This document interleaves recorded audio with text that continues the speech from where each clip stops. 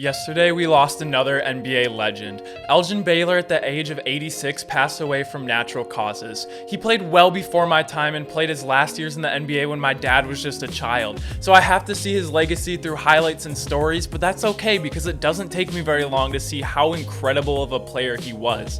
Today, out of respect for his greatness, we're going to cover Elgin Baylor's basketball career from start to finish.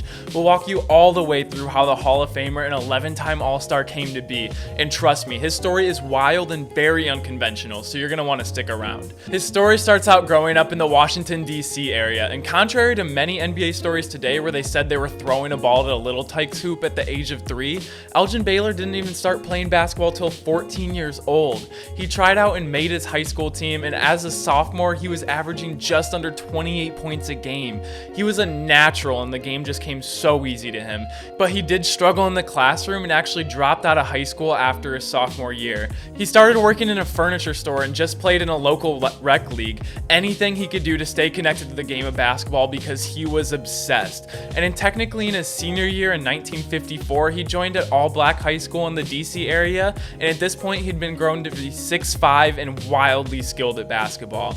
And this year he averaged 36 points a game, and his staple game from this season actually came against his old high school where he played his first 2 years, and he pretty much said, "I don't know what a pass is," and went out and dropped 63 points on them. And after this season, he was the first black male athlete to be named first team Washington All-Area. And even though he had all the talent in the world and could out-hoop anyone, due to his troubles in school, he wasn't able to receive any sort of scholarship for college basketball.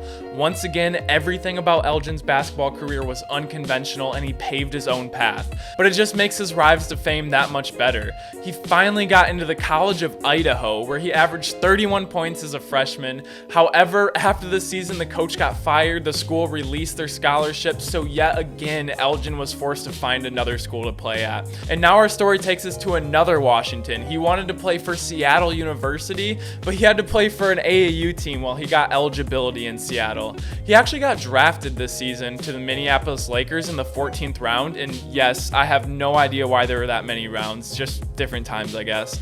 But he declined and decided to play another year of college basketball to raise his draft stock.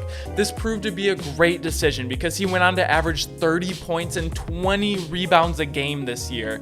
And full circle, he would once again be drafted by the Minneapolis Lakers, but this time with the first overall pick. The Lakers were desperately looking for someone to save their franchise because they were the worst team in the league and just came off a 19-53 season. And the Lakers absolutely made the right choice with him. Just looking at his highlights and statistics, it looked like he was an 8th grader playing against 2nd graders. He won Rookie of the Year, averaging 25 points and 15 rebounds in a game in his first year in the NBA. He was an absolute hooper and a complete badass, and I'll get to that in a second. He steadily increased his numbers in points per game every year until in his 4th season, he averaged 38 points a game and 18.5 rebounds a game. He was just so dominant. But in this same season, he only played 48 games because of injury, right? No, because he was called into active duty in the military. He could only play games on the weekends when he had time off, and he still averaged 38 and 18. He broke multiple records and made it to 8 finals, and even though he didn't win any of the finals, his team actually won the championship in his last season, but he tore his Achilles and retired, and they did win the championship without him, but he did end up getting a ring, but he auctioned it off in 2013.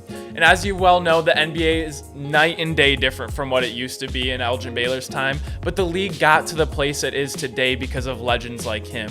He was a #1 overall pick, 11-time All-Star, 10-time first-team All-NBA, Rookie of the Year, and even after his playing days, he was GM of the Year. He stayed connected to the game of basketball right after he got done, all the way up and just until a few years ago. He spent his life committed to the game and taking it to the place it is today. He came from the most humble beginnings and never gave up and kept paving his own path. He's in a better place now and will always be remembered as a legend in everyone's eyes. Rest in peace, Elgin Baylor. Thank you guys so much for watching. Unfortunately, this is not the video I had planned for today, but I wanted to make a tribute video to inform people on his basketball career. I will see you all tomorrow.